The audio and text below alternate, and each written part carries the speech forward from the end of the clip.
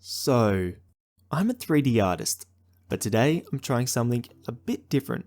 I want to challenge myself by picking some of my favourite Pokemon, randomly assigning them a new type, and then trying my best to draw them in Adobe Fresco. The first Pokemon I've chosen to redraw with a new type is Teddiursa. I spun a wheel to randomly select his new type and it gave me Dark. So redrawing Teddiursa as a Dark type felt like a good way to start this video. He has a fairly simple design and all I pretty much have to do was make him a bit darker, right?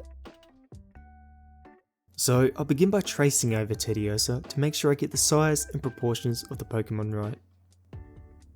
I want his new design to look a bit more menacing and mischievous, and I do this by turning the crescent moon on his forehead around to create a sort of evil looking monobrow. I also make his fur look a bit more messy, like a Alolan Rattata. Rattata? However you say it. I decided to pose him with his arms out, like he's in the middle of a sinister laugh, like he just successfully pulled off the world's greatest honey heist.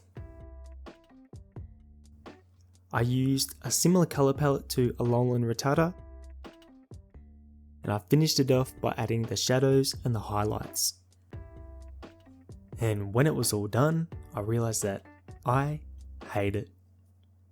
I like the pose and the design, but how I rendered it just doesn't look good to me. The lines and the colouring just look flat and boring. I felt like giving up on this video idea, but I decided to keep playing around with it until I actually made something I liked.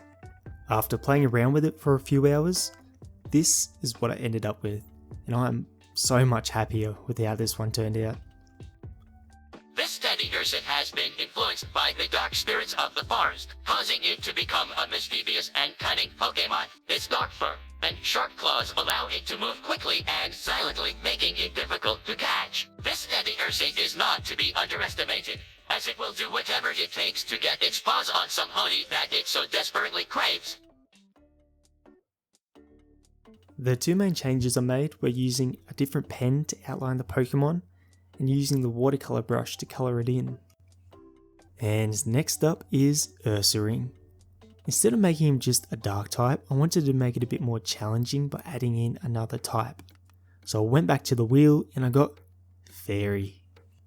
I start by chopping up his body and moving parts around to block out the general shape of his new design.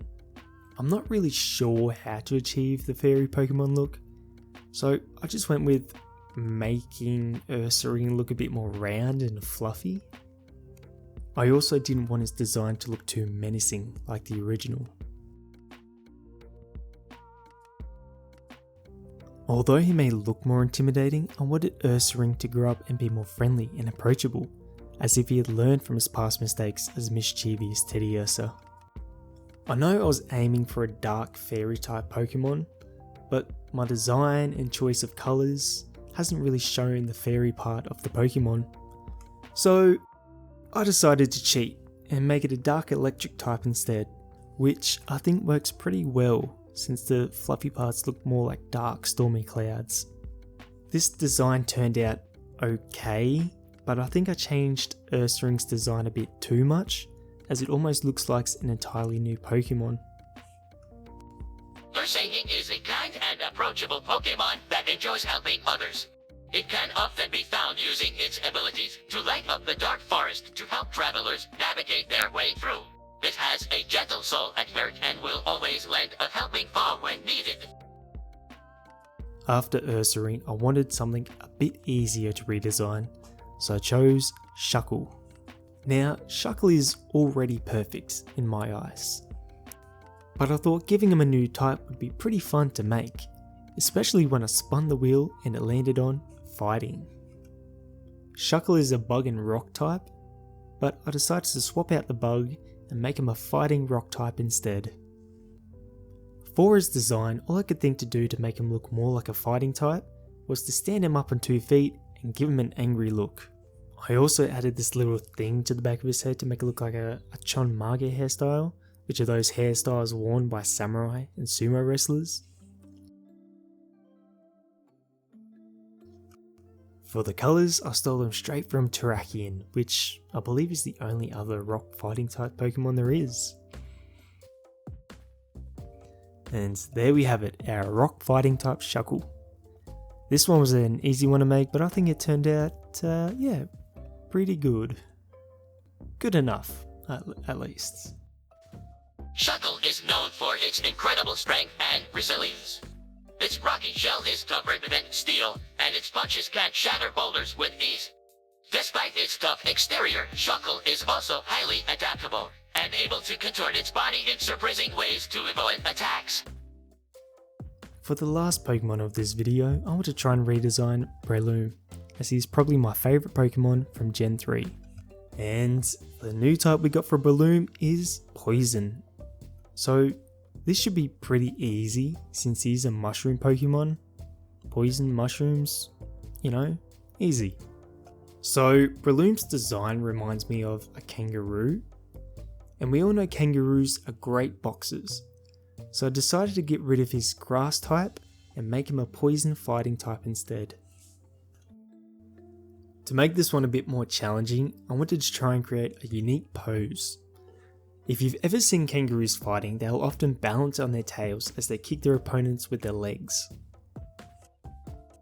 So the main focus of this redesign is obviously going to be making him look more like a poison type, but also his tail. I want his tail to be a bit bigger so he can rest on and use to attack his opponents.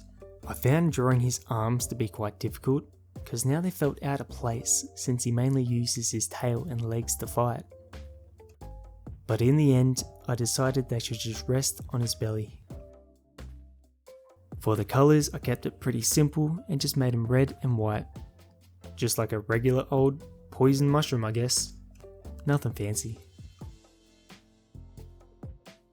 So, I'm pretty happy with how my poison fighting type Breloom turned out. And I'm pretty happy with how all the others turned out as well.